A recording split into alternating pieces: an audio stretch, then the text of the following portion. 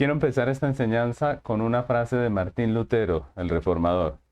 Se recordarán que en el tiempo de Martín Lutero, la iglesia se había corrompido, tanto doctrinal como moralmente, y Martín Lutero veía toda esta corrupción y se dolía su corazón como creyente. Pero él veía que habían otros maestros que también identificaban esa corrupción, que también la veía, pero ellos no querían hacer nada, ellos no querían denunciar esa corrupción, ellos no querían hacer nada, no, sencillamente a muchos les daba miedo, temor denunciar estas situaciones, levantarse en contra de todo esto, y él dice una frase que queda escrita para la memoria, y es esta que dice así, él dijo, quien quiera estime su doctrina, fe y confesión como recta y verdadera, no puede permanecer en el mismo estado con el error o adherir a la falsa doctrina. Un maestro que permanezca mudo cuando se enseña el error y no obstante pretende ser un maestro de la verdad es peor que un fanático descarado y con su hipocresía hace más daño que un hereje. Estos no quieren ofender a nadie, o decir una palabra en favor de Cristo, o combatir al diablo y al mundo. Y es una palabra un poco fuerte para los hombres a los que está dirigida, ¿cierto? Pero es muy real. Es muy real. Si nosotros somos creyentes, estamos llamados a proclamar la verdad, a contender ardientemente por la fe. Y comienzo con esta frase porque el tema de hoy precisamente es el deber de la Iglesia de Cristo de identificar y denunciar el error. El deber de la Iglesia de Cristo de contender por su fe. Entonces, continuamos hoy con nuestra serie expositiva de las epístolas del apóstol Juan. Tenemos un lema que es Jesucristo, la vida, la luz y la verdad. Y estamos en la tercera epístola del apóstol Juan. Este es nuestro sermón número 67 de esta serie, que se titula Llamado a denunciar el engaño. Llamado a denunciar el engaño. Vamos a estar estudiando los versículos 9 al 11 de esta epístola. Dice la palabra de Dios. Yo he escrito a la iglesia, pero Diótrefes, el cual le gusta tener el primer lugar entre ellos, no nos recibe. Por esta causa, si yo fuere, recordaré las obras que hace parloteando con palabras malignas contra nosotros. Y no contento con estas cosas, no recibe a los hermanos, y a los que quieren recibirlo, se los prohíbe, y los expulsa de la iglesia. Amado, no imites lo malo, sino lo bueno. El que hace lo bueno es de Dios, pero el que hace lo malo no ha visto a Dios. Avanzamos a través de este estudio que hemos estado haciendo de esta tercera epístola y hemos dicho que esta carta representa para la iglesia un llamado a la práctica de la verdad, ¿no? Un llamado a la práctica, no solamente a la doctrina, sino a la práctica, ¿sí? La práctica obviamente basada en la doctrina de la verdad. A través de este estudio hemos podido identificar en el mensaje del apóstol Juan 6 llamados con relación a la práctica cristiana. 6 llamados para la iglesia a movernos, a hacer, ¿cierto? Hemos visto ya 3 de estos llamados y hoy estudiaremos el cuarto, que es un llamado a denunciar el engaño de los enemigos de la verdad. ¿Recuerdan cuáles son esos enemigos? La carne, el mundo y Satanás. Y en ese texto que acabamos de leer, el apóstol Juan, en su deseo obviamente de proteger a la iglesia, él expone y denuncia a estos enemigos de la verdad. Denuncia lo que estaba pasando en su tiempo. La pregunta es, ¿qué es lo que el apóstol está denunciando específicamente? Pues hay 3 cosas que expone y denuncia el apóstol en estos versículos, que son las que vamos a ver en esta mañana, si Dios nos lo permite, ¿no? Y vamos a comenzar. La primera denuncia la primera cosa que denuncia el apóstol Juan en estos versículos es al instrumento, ¿no? El instrumento a través del cual estos enemigos de la verdad están haciendo daño, ¿no? El instrumento, ¿quién es, no? Y es lo primero que vemos aquí en estos textos. En la prédica pasada, si ustedes recuerdan, vimos que el apóstol Juan nos hacía un llamado a nosotros como creyentes a servir al Señor, a cooperar con la verdad del Evangelio. Y vimos que cada uno de nosotros tiene una parte dentro de ese mecanismo del Señor para extender su verdad, para proclamar su verdad. Cada uno de nosotros puede cooperar de alguna manera. Pero el apóstol Juan, aquí en este texto no se queda solamente en palabras, sino que él mismo se pone como ejemplo, porque aquí nos muestra la manera en que él mismo colabora con esa verdad, coopera con esa verdad. Según vemos en el texto, a pesar de que ya tenía una avanzada edad el apóstol Juan, él invertía el tiempo, su esfuerzo, sus recursos, lo que tenía, lo que le quedaba, para escribir unas cartas a la iglesia en procura de su edificación. Recordemos que en ese tiempo la escritura no era tan fácil. Escribir cartas requería de algunos implementos que eran bastante costosos y que no era sencillo. Sin embargo, él sacaba su tiempo, su esfuerzo, su dinero, y lo que hacía era edificar a la iglesia a través de la sana doctrina en sus cartas. Como hemos podido darnos cuenta a través de todo este estudio de las epístolas del apóstol Juan, los escritos del apóstol están cargados de doctrina. Son escritos maravillosos, no solamente para el pensamiento del creyente, sino para su práctica, para la manera en que vive. Es una bendición lo que él comparte en sus cartas, porque es el Evangelio. Ahora, Juan habla aquí específicamente de una epístola que escribió a las iglesias de Asia, a una iglesia de Asia en particular, muy probablemente la iglesia donde se congregaba Gallo. Él escribió unas cartas, pero de esa carta pues no sabemos nada realmente, de ese documento que habla aquí el apóstol, pues no sabemos nada porque la Biblia no nos habla de ese documento, ¿no? El texto no nos dice mucho acerca de ese documento, solo lo que aquí está escrito por el apóstol Juan. Y Dios en su soberanía no permitió, no le plació que esa carta fuese incluida dentro de su revelación aquí en el Nuevo Testamento.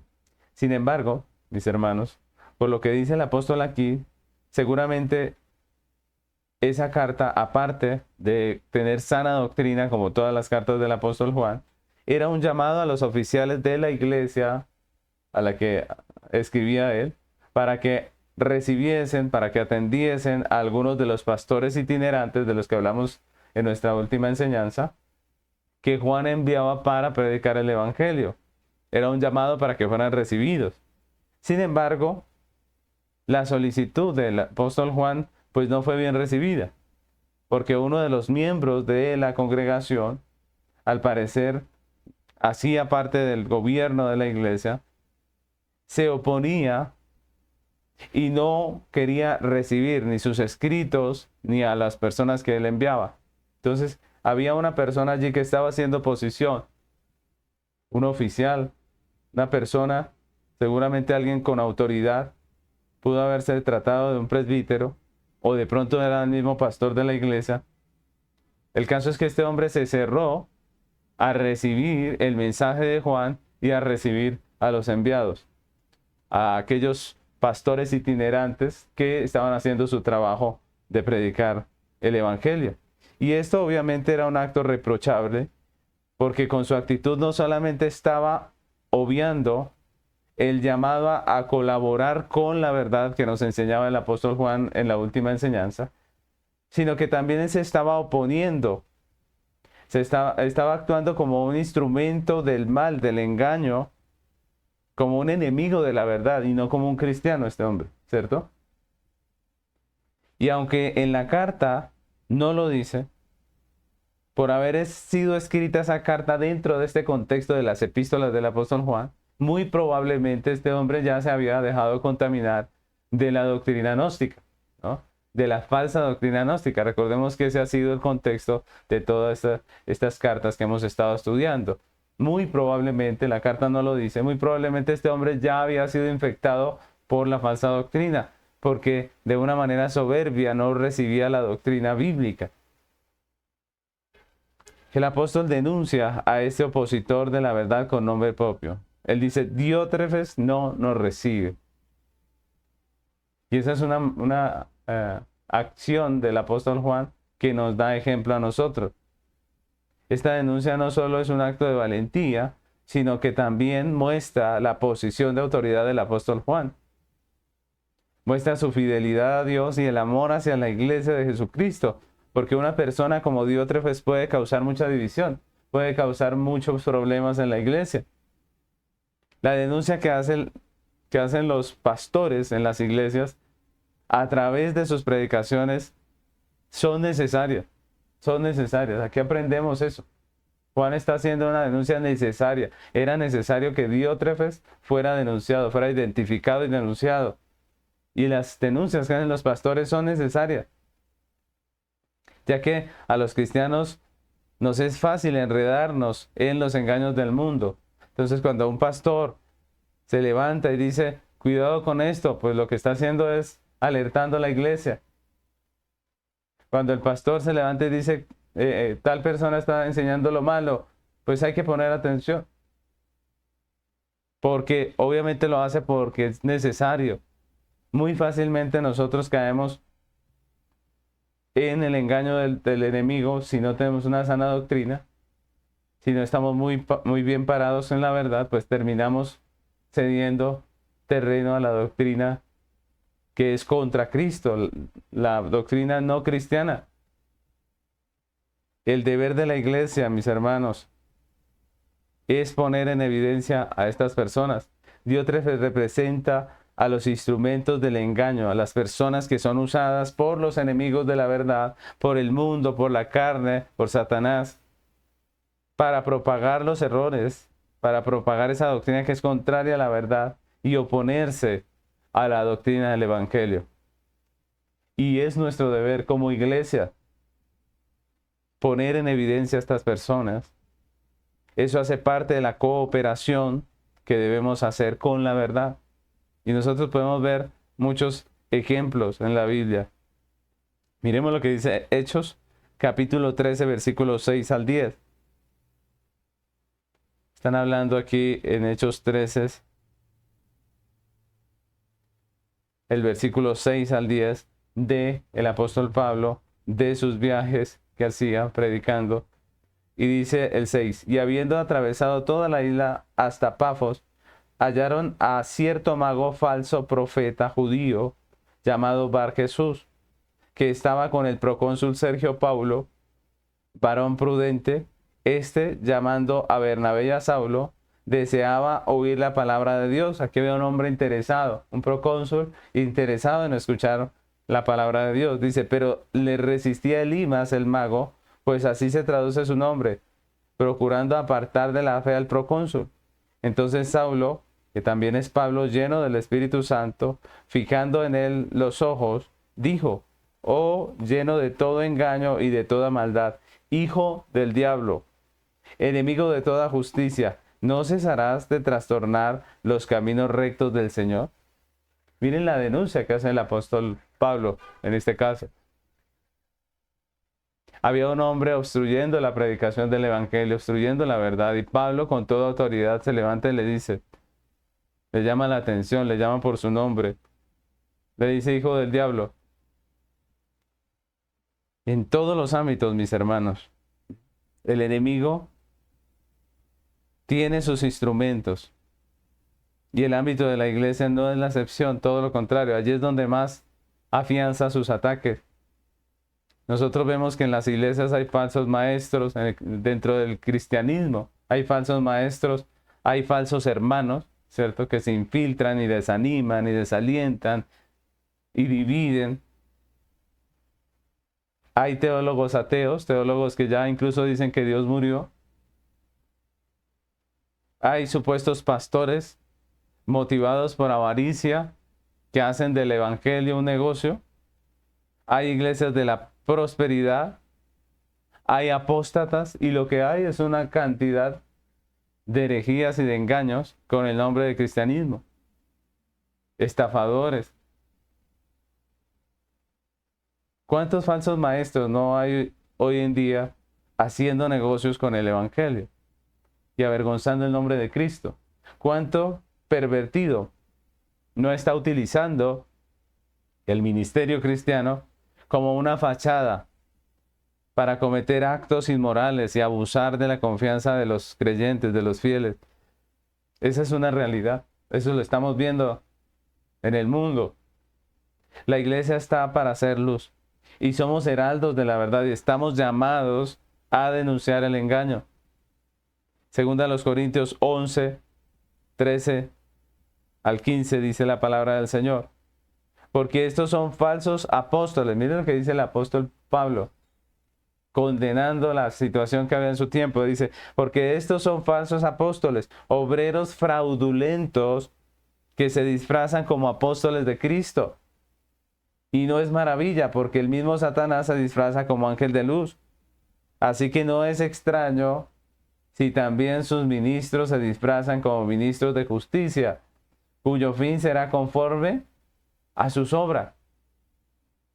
Es una denuncia clara de los instrumentos del mal.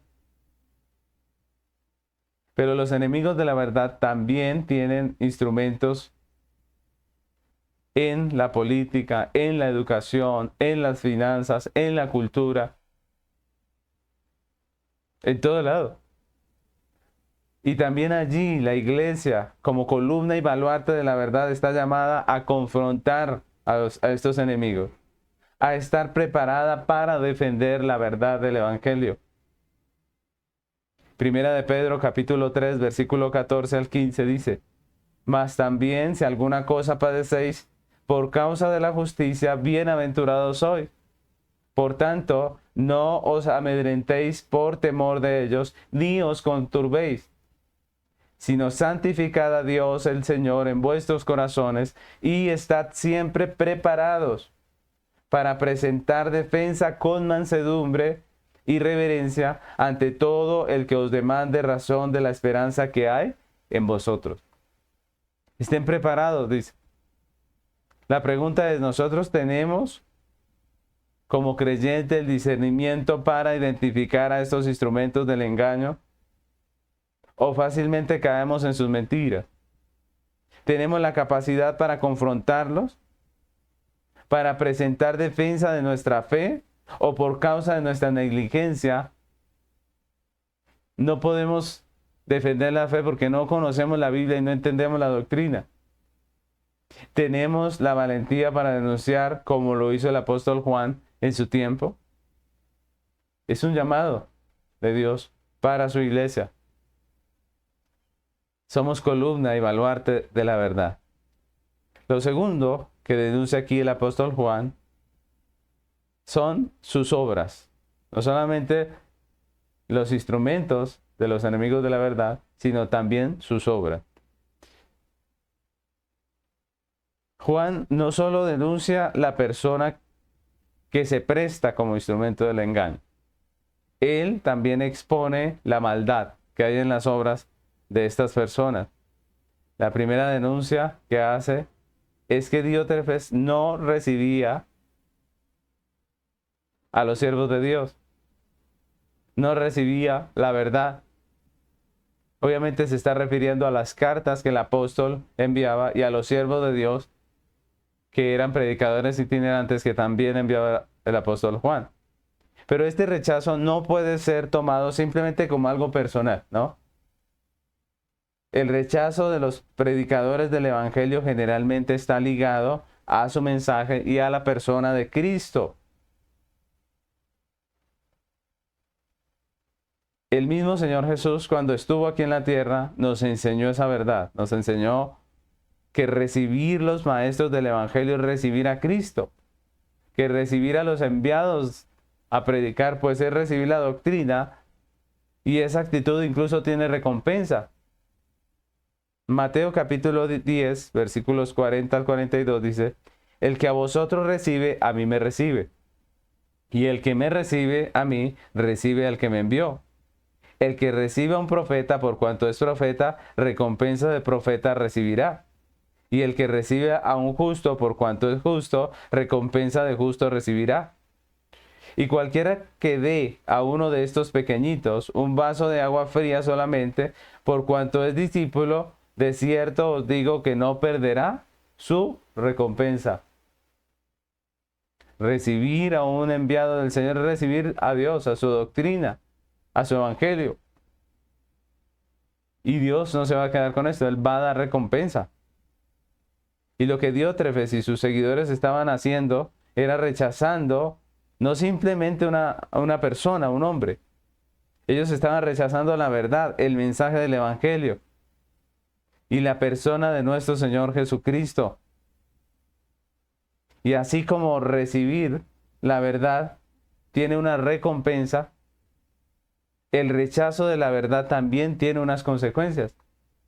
Juan capítulo 12, versículo 48 al 50, dice la palabra, el que me rechaza y no recibe mis palabras, tiene quien le juzgue. La palabra que he hablado, ella le juzgará en el día postrero.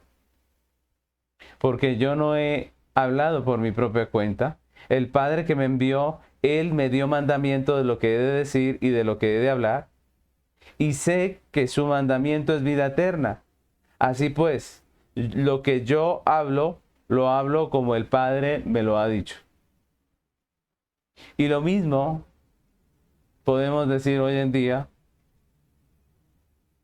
cuando un pastor predica la palabra de Dios. Cuando un pastor predica lo que dice el texto y los hombres que le escuchan lo tienen en poco, lo rechazan, pues el problema de estos hombres no es con el pastor realmente. El problema de ellos es con Dios, es con la persona de Cristo. A que están rechazando es a Cristo. La palabra que han escuchado, dice el texto, es la que al final, en el día postrero, les va a juzgar. Pero Diótrefes y sus seguidores no se conformaron con el hecho de no recibir la verdad, de no recibir la doctrina del apóstol, y no se conformaron con el hecho de cerrarle la puerta a los predicadores itinerantes, sino que lo segundo que denuncia el apóstol es que Diótrefes y sus seguidores hablaban contra Juan y la iglesia con palabras malignas. No solamente los rechazaron, no solamente no les abrieron la puerta, sino que hablaban mal de ellos con palabras malignas. Es decir, ellos se levantaron contra la verdad. Se levantaron contra la iglesia, contra los pastores, contra los ministros de Dios. Los instrumentos del engaño no solo rechazan la verdad, sino que atrevidamente toman acciones contra ella. Juan dice incluso que estos hombres, no contentos con estas cosas, no reciben a los hermanos y los que quieren recibirlos se los prohíbe y los expulsan de la iglesia. Esos son actos contra la verdad, eso es rechazar y perseguir a los instrumentos de la verdad. Y eso es un abierto rechazo, una persecución a la verdad. Por eso no nos podemos, no podemos dejar de darnos cuenta que lo que estaban haciendo estos hombres era totalmente contrario a la verdad. No era simplemente un acto de rechazo, era una deliberada decisión de rechazar a Juan, a su doctrina, lo que ellos estaban haciendo, el trabajo del evangelio que estaban predicando. Por eso podríamos llegar a pensar que este hombre ya estaba contaminado con falsa doctrina. No sé, el texto no lo dice, pero muy seguramente este hombre ya estaba andando por un camino totalmente extraño al evangelio de Cristo. Pero esto no nos debe sorprender, ¿no? Así ha sido a través de la historia de redención. Siempre el enemigo se ha levantado y ha tomado acciones contra la verdad. Caín se levanta contra Abel y lo mata en Génesis. Luego vemos en la historia de redención que Faraón se levantó contra el pueblo de Dios y mató a sus hijos varones. Coré se levantó contra Moisés y Aarón y formaron una gran rebelión que trajo mucho daño a la congregación. Y si usted ha leído el libro de los reyes y el libro de crónicas, se habrá dado cuenta que muchos fueron los reyes que se levantaron contra los profetas, que los persiguieron, los encarcelaron e incluso los asesinaron. Y cuando llegamos al Nuevo Testamento, la historia es la misma.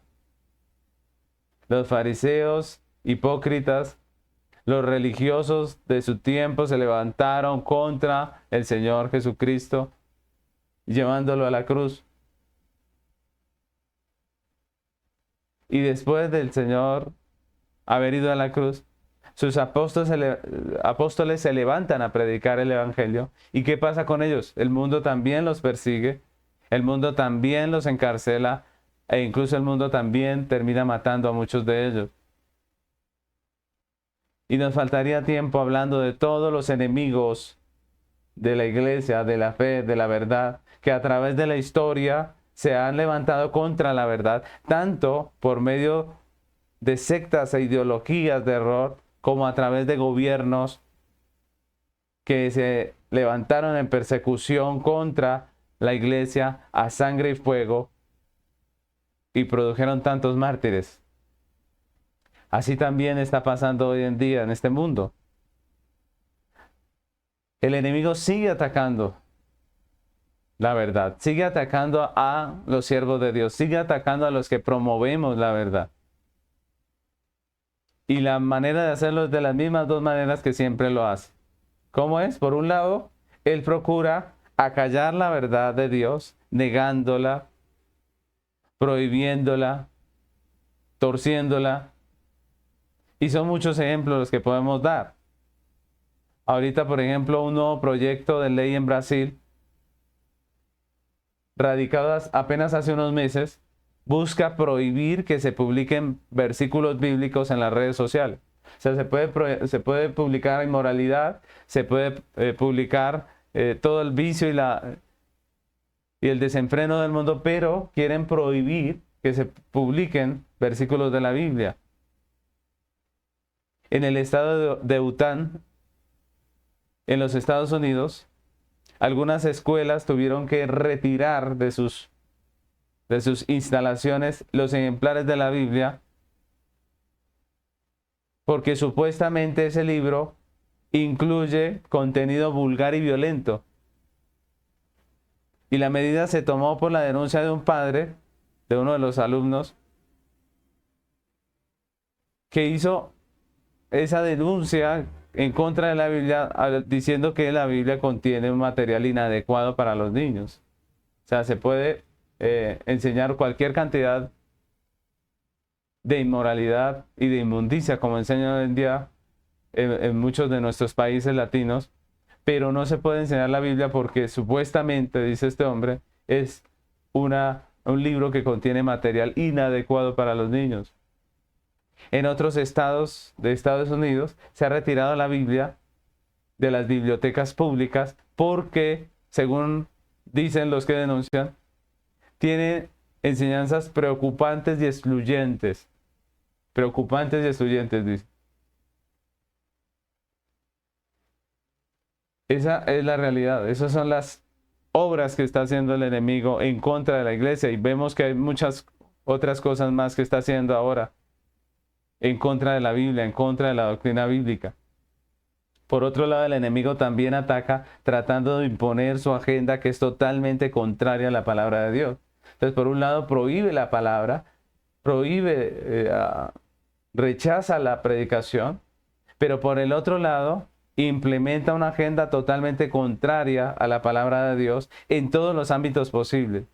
El enemigo pretende imponer un modelo de vida tan contrario a la Biblia que al final, con sus engaños, termina haciendo pensar al mundo que los malos somos los creyentes, que la iglesia es la mala, que son los creyentes los intolerantes, que son los creyentes los radicales, que son los creyentes los inhumanos, los crueles, y que ellos lo que están haciendo es defendiendo lo bueno.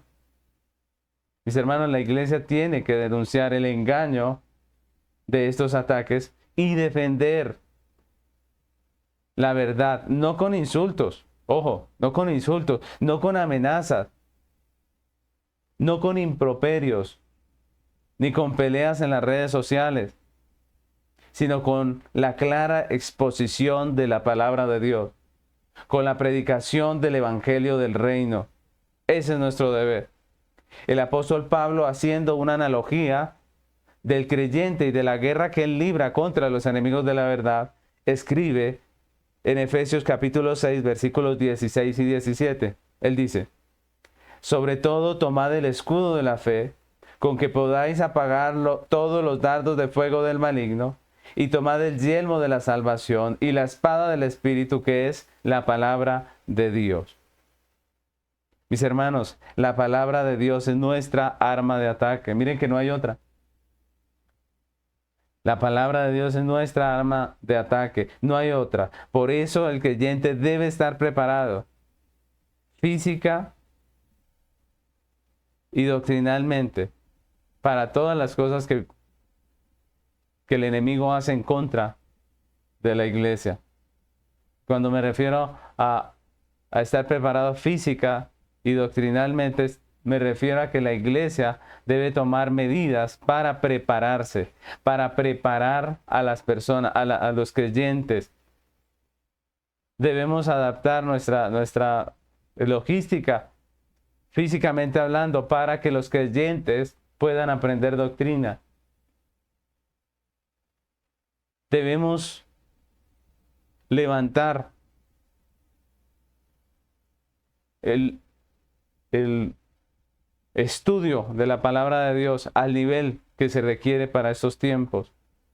Es necesario, porque la palabra de Dios es nuestra arma de defensa. En la realidad que vivimos hoy se hace necesario que el creyente tenga un compromiso más firme con la verdad, con el estudio de la palabra de Dios, con el crecimiento en la fe. El mundo entero está viendo el ataque del enemigo. En la actualidad, el secularismo, el ateísmo, el paganismo están tomando cada vez más fuerza en nuestra realidad. Si ustedes se dan cuenta, eso es algo que ya no se puede ni negar. Muchos catalogan lo que está pasando como el eclipse de la religión en la vida pública. Así le han llamado. Los legisladores se apartan cada vez más de los absolutos morales de Dios. Están abriendo la puerta y están legalizando todo lo que es abiertamente abominación al Señor. El modelo de familia bíblico se está perdiendo cada vez más en la sociedad moderna. Y las nuevas generaciones se están apartando de la iglesia, se están apartando de la religión. Y si estas cosas siguen así, si esa tendencia no cambia, la futura persecución de la iglesia es inevitable. Cuando todos se levantan en contra de la fe que tenemos, pues entonces va a haber persecución. Y de nuevo tenemos que decir aquí que eso no debe sorprendernos. Jesús nos dijo que cuando Él regresara, el mundo estaría como en los días de Noé. Cuando solo unos pocos prestaban atención al llamado de Dios, prestaban atención a lo que Dios decía a través de su siervo. Pero esa realidad nos debe animar a estar preparados. Esa realidad nos debe animar a prepararnos como iglesia, personalmente, con una fe sólida, cimentada en la palabra de Dios. A ser más diligentes en preparar a las nuevas generaciones en los retos que están teniendo en este momento, en su vida, en su colegio, en su universidad. A través, obviamente, de la palabra de Dios. A preparar para la persecución, no solamente nuestras vidas, sino la vida de nuestros hijos. Esa es la realidad. Ya se está viendo. Persecución ya se está viendo. Esta persecución ideológica ya se está viendo. En países que eran afines a la fe cristiana, ahora se está viendo persecución ideológica. No se puede hablar con claridad de lo que la Biblia dice. Y de seguir así la situación, las cosas como van, pues va a haber un momento en que la persecución será física, en que la persecución va a ser cruel, como en los tiempos pasados ha sucedido. Por eso, aquí el apóstol Juan nos advierte y él denuncia las obras de estos enemigos de la verdad. Por último, lo tercero que denuncia el apóstol Juan en estos versículos con relación a los enemigos de la verdad es su hipocresía. Su hipocresía. Si recordamos en nuestro texto, el apóstol nos habla de esa hipocresía de estos hombres.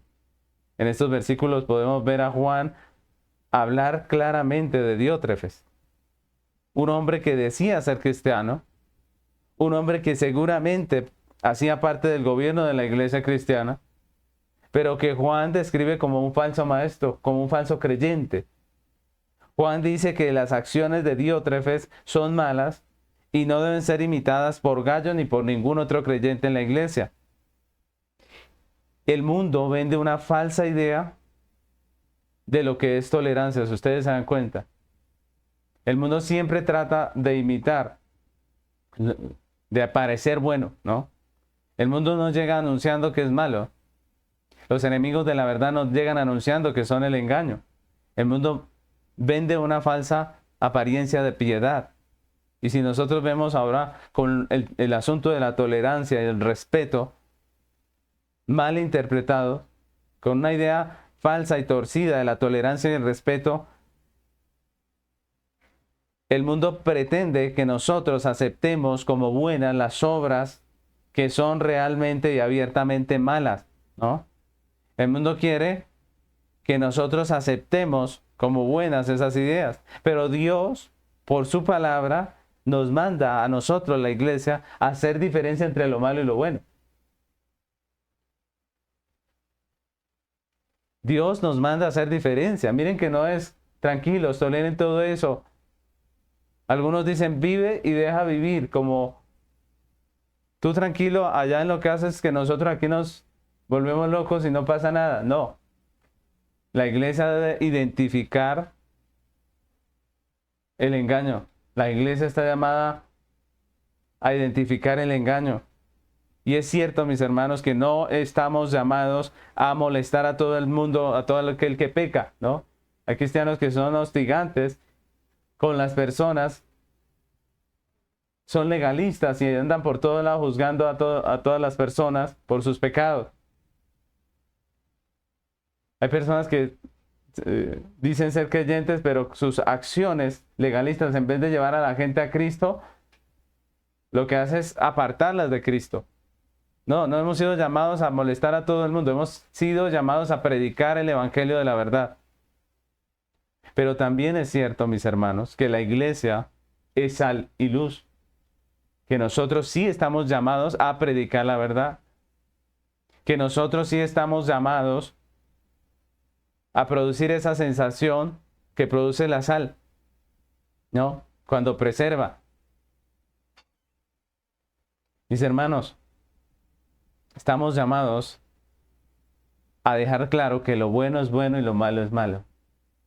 Estamos llamados a llamarle a lo bueno bueno y a lo malo malo. Gústele a quien le guste. Es nuestro llamado. Nosotros somos luz en esta tierra.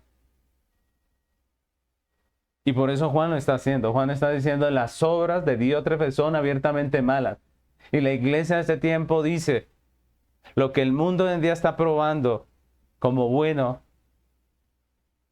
Toda esa inmoralidad que el mundo está aprobando y que le está legalizando es pecado. Es pecado. Así dice la Biblia. Está mal. Está en contra de la palabra de Dios.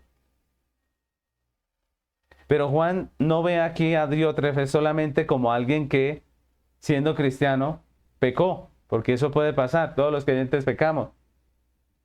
No fue que Diótrefes, siendo un hombre de Dios, de repente, llevado por su falta de dominio propio, terminó haciendo lo malo. No.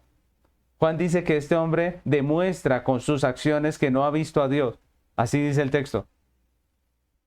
Y esta es una manera de decir que Diótrefes no es un creyente, no ha conocido a Dios salvadoramente. Su carácter, contrario a la verdad de Dios y lleno de orgullo pecaminoso, manifiesta que no es un siervo de Dios, que no es un hombre de Dios esforzándose por ser mejor creyente, sino que es un hombre soberbio que pretende ser superior a los demás, que no busca someterse a Dios, sino que busca imponer su voluntad y que se cree dueño de la congregación y no un siervo de Dios. Juan, refiriéndose a Diótrefes, dice que él está cometiendo actos malos porque su corazón es malo. Dice que el que tiene una vida de maldad como su manera de vivir, el que tiene la maldad como su estilo de vida, demuestra que no es un creyente. El que tiene una práctica constante de maldad está demostrando que no es creyente.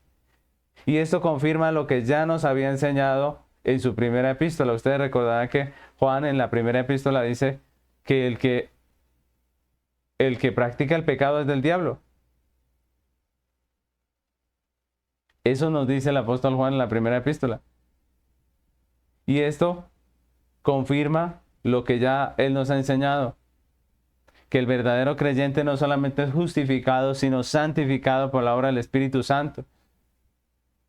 Que aunque la justificación no se puede ver, porque no podemos ver cuando alguien es justificado, la evidencia de una vida regenerada sí se puede ver en una persona. Juan, como apóstol de Jesucristo, está denunciando esta situación y él promete que cuando vuelva a visitarlos, él va a tomar cartas en el asunto. Y con estas palabras el apóstol Juan está exponiendo la hipocresía de Diótrefes, que no solo finge ser un creyente, sino que finge ser un oficial de la iglesia. Finge ser una persona de Dios cuando no lo es.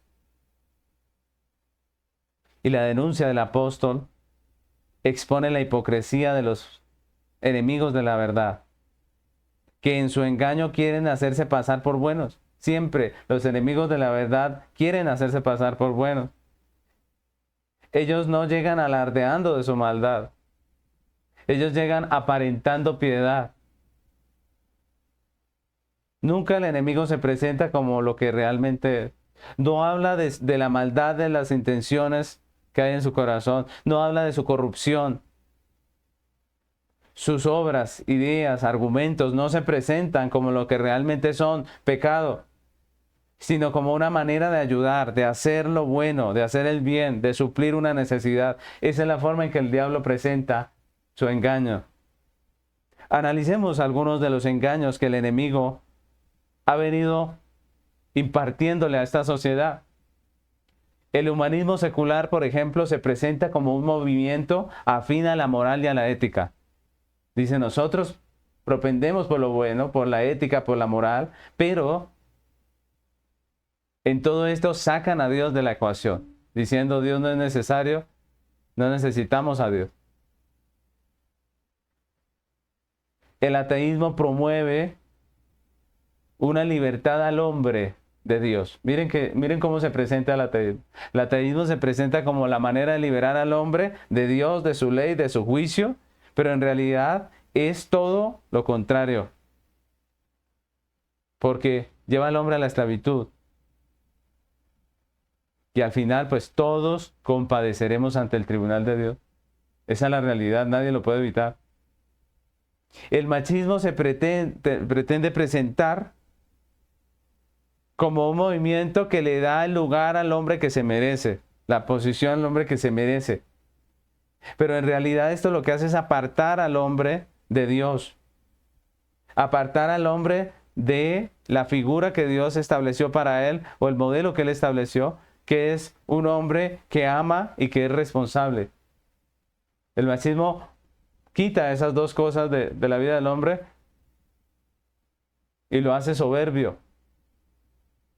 El feminismo se promete liberar a las mujeres, más bien, del machismo, promete liberar a las mujeres de la opresión de la cultura, de la sociedad, supuestamente, así se presenta, pero en realidad es una ideología que lleva a las mujeres cautivas a un modelo ajeno al orden de Dios, que termina trayendo solamente mal a sus vidas, que termina llevándolas a la perversión moral, llevándolas a consecuencias dolorosas de tener una vida de pecado. El aborto se presenta como un derecho de la mujer, ¿se han escuchado? Un derecho que beneficia a la mujer. Pero en realidad es un pecado, es un asesinato. El sodomismo se presenta como una alternativa de amor. Imagínense ustedes. Siempre se usa lo bueno como una fachada, ¿no? El sodomismo se presenta como amor, como una nueva forma de amar. Pero la realidad es que es un pecado que ha traído enfermedad, dolor y muerte. Mis amados, los falsos maestros, los hipócritas religiosos se presentan como creyentes que pretenden traer la verdad cuando en realidad lo único que promueven es engaño, división en las iglesias, destrucción. Juan anima a Gallo para que vea la realidad de lo que estaba pasando en su tiempo y no se deje engañar por Diótrefes para seguir su ejemplo. Y mis amados, yo creo que Dios nos está hablando a nosotros también. Dios, por su palabra, por estas epístolas de Juan, nos deja claro quién es quién, para que nosotros no nos dejemos engañar por esos modelos de vida que son contrarios a la fe, que incluso ya hacen parte de muchas iglesias cristianas. La iglesia debe aprender por la palabra de Dios a discernir para que el enemigo no nos enrede con su hipocresía, para que sepamos hacer diferencia entre un creyente verdadero y uno falso, entre la doctrina de Dios y la doctrina del mundo, entre lo que es realmente sabio y de lo que tiene apariencia de sabiduría. Dios nos ayude y nos dé sabiduría para poder diferenciar, para poder hacer una clara diferencia entre lo que está bien y lo que está radicalmente mal, apartado de lo que la Biblia dice. Así que terminamos esta enseñanza concluyendo que en estos versículos Juan expone a los enemigos de la verdad. Eso es lo que hace el apóstol Juan aquí en estos versículos. Expone a esos hombres, expone a esas realidades que son enemigas de la verdad. Expone su hipocresía, expone sus obras, expone a los instrumentos de maldad. Y todo esto obviamente para que la iglesia esté preparada. Y hoy en día tenemos que decir, son muchos los pastores que no son pastores hoy en día. Son muchos los falsos maestros que se han levantado para hacer de la doctrina cristiana un negocio. Y es un negocio muy lucrativo porque les va bien. Las multitudes corren hacia sus engaños por montón.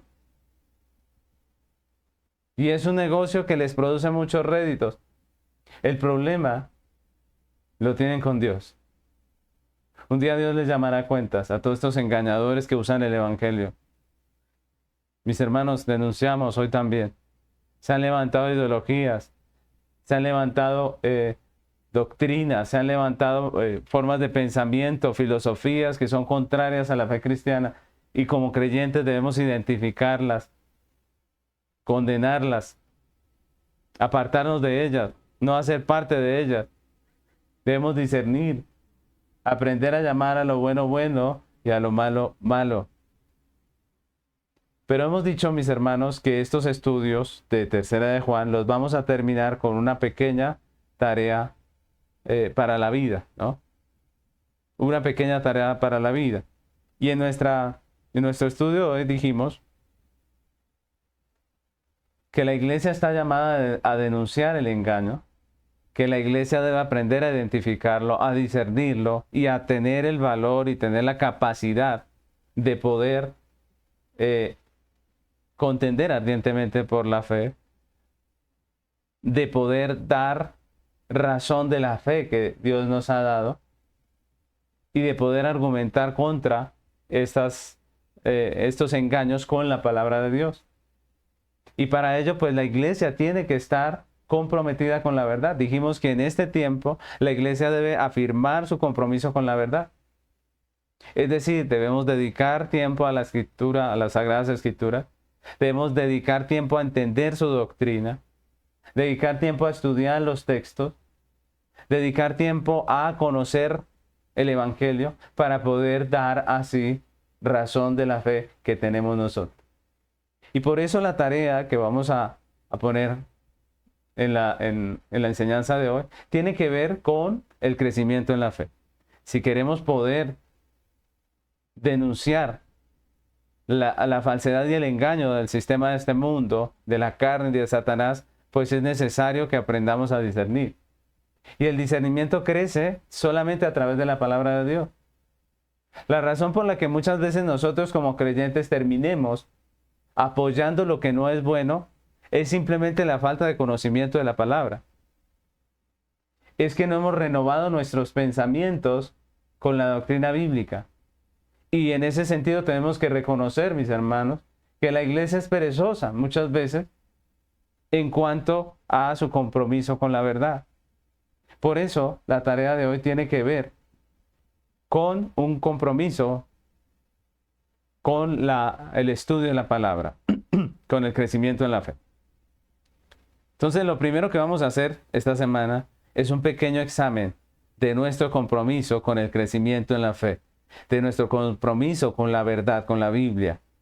Vamos a hacer una pequeña evaluación sinceramente y nos vamos a preguntar cuánto tiempo dedicamos al día, semanalmente, al mes, a la palabra de Dios, a conocer la Escritura, a entender su doctrina, a renovar nuestra mente con la palabra.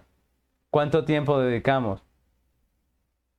Miren, mis hermanos, si usted solamente dedica el tiempo de la iglesia, del domingo cuando viene a la iglesia, pues usted está dedicando menos de un día a la semana a la palabra de Dios.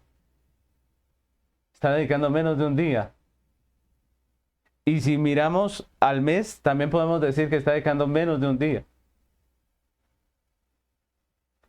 Lo que quiero decirles es que no es suficiente y la Biblia no nos llama simplemente a venir el domingo y ya. La Biblia nos llama a hacer mucho más. Por eso vamos a hacer un examen real de cómo estamos nosotros en compromiso con la Escritura, con la palabra de Dios, con conocerla, con renovar nuestra mente. Y si usted está bien, le felicito. Si usted es de la persona que dedica buen tiempo diariamente a leer la palabra, si usted es de la persona que es disciplinada para estudiar las escrituras, para hacer de pronto el instituto, para estar conectado con la verdad, pues yo le felicito y le animo por su compromiso. Le animo incluso a que mire cómo mejora su conocimiento de la palabra de Dios. Pero si usted identifica que en ese sentido está mal, y que usted ha sido negligente y que casi no lee la Biblia, que no se preocupa de su crecimiento en la fe, que no hay disciplina en su vida en cuanto a este área tan importante para la fe, que es el estudio bíblico, pues lo primero que va a hacer es pedir perdón a Dios, porque eso es pecado. Descuidar nuestro crecimiento en la fe es pecado, porque el crecimiento en la fe es un mandato de Dios. Dios nos llama a ser diligentes, a escudriñar las escrituras. Si usted no lo está haciendo es pecado y lo primero que va a hacer es arrepentirse. Y lo segundo que va a hacer es proponerse usted en su vida, con la ayuda del Señor obviamente, apartar un tiempo específico cada día o cada tiempo en la semana o en el mes como una disciplina que le ayude a crecer. Usted va a establecer, no simplemente va a desear, que yo pudiera crecer un poco más en la fe. No, sino que usted va a apartar un tiempo específico de su día para hacer una actividad que le ayude a crecer. Ya sea leer un capítulo diario de la Biblia, si no lo está haciendo, hágalo, por lo menos un capítulo diario, ¿no? Por lo menos empieza a leer un texto, el Génesis, desde Génesis, la Biblia, uno de los textos de la Biblia, ya sea Génesis, Éxodo, el que sea, si lo puede hacer desde el principio, léala toda completamente. Eso es maravilloso, eso es crecer en nuestra fe. Si estamos hablando de los niños, podemos ponerles tiempo de lectura o una parte de lectura que no sea tan larga, que les ayude todos los días a estar conectados con la fe cristiana, con el pensamiento cristiano. Y cuando digo que no sea tan larga es porque a veces nos ponemos una tarea tan larga que sencillamente cuando estamos leyendo no estamos prestando atención. Estamos corriendo rápido por hacer la tarea y eso no es. La Biblia hay que leerla con reverencia. Así que apartemos un tiempo, ya sea del tiempo que nosotros determinemos, pero que yo pueda crecer en la palabra de Dios, ya sea para leer la Biblia, o sea para empezar un estudio de un libro de la Biblia. Podemos estudiar la Biblia por versículos, un estudio personal de la Biblia, ¿cierto? Los que ya hicieron el instituto ya saben cómo hacer hermenéutica, cómo trabajar los textos de la Escritura y aprender y sacar una buena enseñanza. Eso es importante. Qué bueno que nos podamos comprometer con estudiar un versículo por lo menos o dos diariamente de un texto de las Escrituras. Eso sería maravilloso, ¿cierto? O nos podemos comprometer a hacer el instituto bíblico una vez a la semana. Es fácil, no es complicado. No requiere de todo el día, sino de un día a la semana, unas horas, estar allí pendiente, escuchando, mirando los textos, aprendiendo. Mis hermanos, podemos hacerlo. Esa actividad o cualquier otra que usted estime conveniente para crecer en su fe, le invito a que usted aparte, programe esto, lo cumpla todos los días. No se ponga una meta tan difícil que al final no termine cumpliéndola. Empiece con poco, pero adquiera disciplina en las cosas de Dios. Y yo le aseguro una cosa, mis hermanos. Si ustedes lo hacen así, si ustedes realmente hacen esta actividad, se van a dar cuenta cómo su pensamiento empieza a cambiar. Empieza a cambiar nuestra manera de pensar, de tomar decisiones, incluso de vivir, de opinar. Nuestro diálogo empieza a cambiar cuando estamos nutriéndonos de la palabra de Dios. Mis hermanos, hay cristianos que no saben sino de fútbol, de política, de un poco de cosas, pero de la palabra no saben absolutamente nada. Y por eso no tienen un pensamiento cristiano, no tienen un criterio bíblico. Estamos llamados a crecer en nuestra fe. Esa es la tarea. Se las dejo. Y yo les invito a que terminemos este tiempo, mis hermanos, orando al Señor, poniendo delante de Él todos estos propósitos y pidiéndole que nos ayude. Vamos a ponernos sobre nuestros pies y orar. Amado Señor, te damos muchas gracias por el día precioso que nos regalas, por la enseñanza maravillosa que tú nos das hoy, Señor. Gracias, Padre, tenemos que reconocer que ante esta realidad que tú nos enseñas, pues nos falta mucho, Señor. Siendo nosotros columna y baluarte de la verdad, muchas veces nuestro compromiso con la verdad no es el que debería ser. Te pedimos que nos perdones, que nos limpies, Señor, que nos ayudes a quitar esa apatía de nuestro corazón hacia lo que es nuestra responsabilidad y nos ayudes cada día, Señor, a perseverar en tu doctrina. Ayúdanos a amar la doctrina bíblica, a amar, Señor, los textos de las Escrituras. Enséñanos a disfrutar del estudio bíblico, enséñanos a disfrutar de la lectura diaria. Permite que por la palabra podamos renovar nuestra mente, nuestra manera de hablar, de expresarnos, que podamos tener una perspectiva bíblica de la vida, de las cosas, Señor. Ayúdanos, Señor, que esta tarea la podamos hacer, que aquel que estaba perezoso, que aquel que estaba negligente, a través de esto que tú nos estás enseñando hoy, pueda retomar su vida devocional, su lectura, su estudio, y pueda alimentar su fe, Señor.